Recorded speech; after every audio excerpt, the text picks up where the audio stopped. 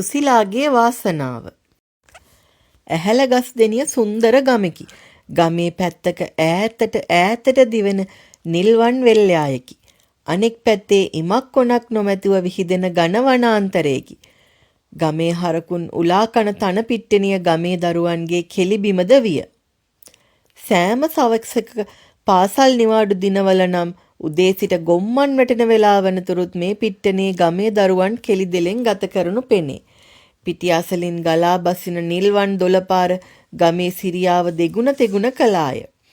ගමේ හැම ගෙයක්ම වාගේ ගමේ වැසියන්ගේ අසරණ දුප්පත්කම පෙන්වීය. උණ බම්බු පතුරු එකට අමුණා මැටි ගසා සාදන ලද වරිච්චි බිත්ති මත වූ වහලේ පොල් අතු සිදුරු අතරින් අහස හොඳින් පෙනුනි. දුවේ සුසිලා මෙහෙ එන්න මේ කුරක්කම් පිටි ටික අවුවේ අතුරන්න. හොඳයි ආච්චි කියමින් සුසිලා කුරක්කම් පිටි වට්ටිය මිදුලට ගෙන ගියාය. සුසිලාගේ පියා ගල් මෝලක වැඩ කරන්නෙකි. එම ගල් මෝල පිහිටියේ ගමින් කිලෝමීටර් 20ක් විතර දුරෙහි. තාත්තා ගෙදර එන්නේ සතියකට වතාවක් පමණි. සෙනසුරාදා සවස තාත්තා ගෙදර එන බව දන්නා සුසිලාට එදින හරි සන්තෝෂය.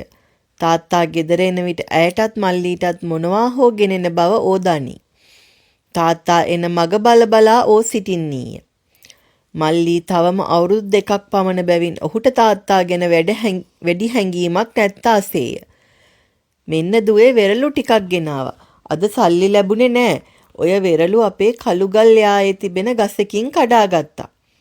ටොපි ලොසින්ජර ගන්න සල්ලි නැති නිසා මා කල්පනා කළා ගහට නැගලා වෙරළු ටිකක් හරි අරන් එන්න ඕනෑ කියා.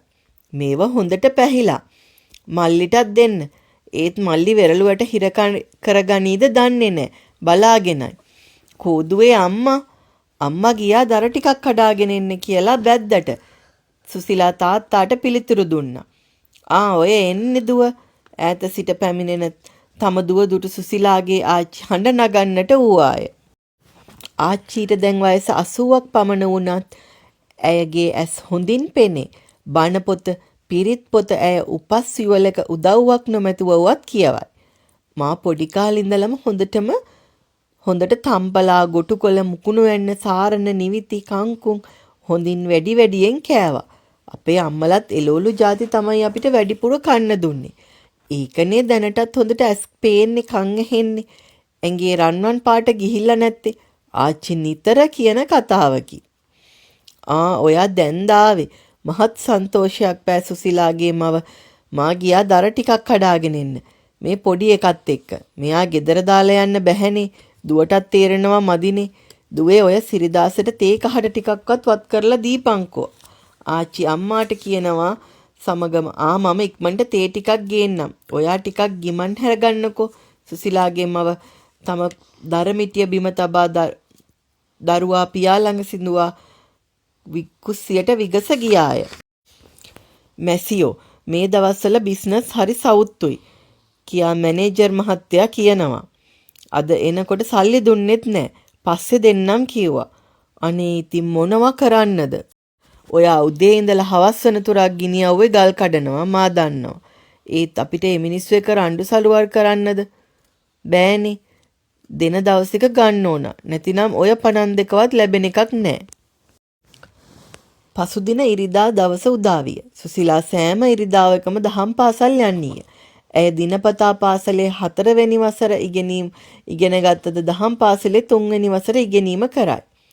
ඇයට ඇති එකම සුදු ගවුම අම්මා සෑම සවසකම සෝදා පසුදාට ඇයට අඳින්න දෙන්නකි. අම්මේ අද කන්නේ මොනවාද? දුවේ අද රොටියක් පමණයි හදාගන්න පිටි තිබුණේ. මල්ලිත් එක්ක එක කඩාගෙන කන්න. ඊයරක් කරෝල හොදි ඇතිරියේ ඉතුරු වෙලා ඇති. ඉන් ටිකක් ගන්න. අපිට දවාලට කිරියල ටිකක් තම්බගෙන කන්න බැරිය. සුසිලා රොටියගෙන දෙකට කඩාගෙන මල්ලිට හොදිසර වැඩි බව සිතා සීනි හැන්දක්ගෙන රොටි කෑල්ලේ සීනි අතුරා කන්න දුන්නා. තම රොටි කෑල්ල කන්න සූදානම් වෙනවා සමගම අම්මේ ගේ ඉස්සරහට සාදු කෙනෙකු වැඩලානේ. පිණ්ඩපාතේ. අනේ පුතේ දැන් මොනවද දෙන්නේ? අම්මේ මගේ රොටි කෑල්ල දෙන්නම් කොලයක දවටලා. මම තාම කරවල හොදි දැම්මෙත් නෑ. සුසිලායේ වැඩ සිටි පොඩි හාමුදුරුවන්ට පිළිගැන්වුවාය. ඕද අම්මාද ආච්චීද දෑත් එක්කොට වැඳ නමස්කාර කළහ. පොඩි හාමුදුරුවෝ තමා පිණ්ඩපාත කරගත් දාණය පන්සලට ගෙන ගොස් පන්සලේ ලොකු ස්වාමීන් වහන්සේට පිරිනැමූහ. පොඩි තැන මේ බලන්න රොටි කෑල්ලක්. රොටි කෑල්ලනොත් කුඩා කෑල්ලක් කඩාගෙන කාලා වගේ. මේක කොහෙන්ද ලැබුණේ? බලන්න හුඟක්ම දුප්පත් තැනකින් තමයි දීලා තියෙන්නේ. ලොකු හාමුදුරුවනේ ඔය දේ ලැබුණේ අන්න අර කුඹුක් ගස ළඟ පිහිටි කුඩා පැලෙනුයි. අවුරුදු 10ක පමණ ගෑනු ළමයෙකු මෙය කොල කෑල්ලක දවටලා පිළිගැන්නුවා. මාත් අරන් ආවා. පොඩි තැන අපි දැම්මම යන්න ඕනෑ මේ ගෙදරට. පොඩි හාමුදුරුවන්ද කැටුව ලොකු හාමුදුරුවෝ සුසිලාගේ ගෙදරට වැඩ. මේ දුව අද උදේ මොනවද කෑවේ? මුකුත් නෑ. මුකුත් නෑ.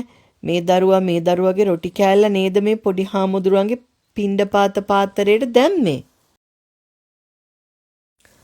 අපිට එක අතකින් කනගාටුයි. තවත් අතකින් සන්තෝෂයි. මේ පොඩි හාමුදුරුවන් නිසා මේ ළමයාට බඩගින්නේ ඉන්න වුණා. එහෙත් මේ ළමයාගේ සත්ක්‍රියාව ගැන අප කවුරුත් ඉතා සන්තෝෂ වෙන්න ඕන. මා අදම අප දායක සභාව කැඳවා මේ ළමයාට මේ ළමයාගේ ඉගෙනීම හොඳින් කරගෙන යන්න පන්සලට ලැබෙන මුදල් වලින් හෝ සෑහෙන මුදලක් ලැබෙන්න සලස්වන්න ලෙස ඒ අයට දැනුම් දෙනවා. දරුවා හොඳින් ඉගෙන ගන්න.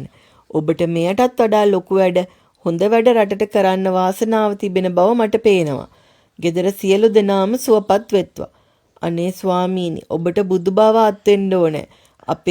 අපි බොහොම අමාරුවෙන් තමයි ජීවත් වෙන්නේ. ගෙදර සියලු දෙනා දන ගසා ලොකු හාමුදුරුවන්ටත් පොඩි හාමුදුරුවන්ටත් වැඳ නමස්කාර කරන විටම එම ස්ථානයට පැමිණි සිටි අසල්වැසි සියලු දෙනාද සාදු සාදු සාදුයයි හඬ නගා කීහ.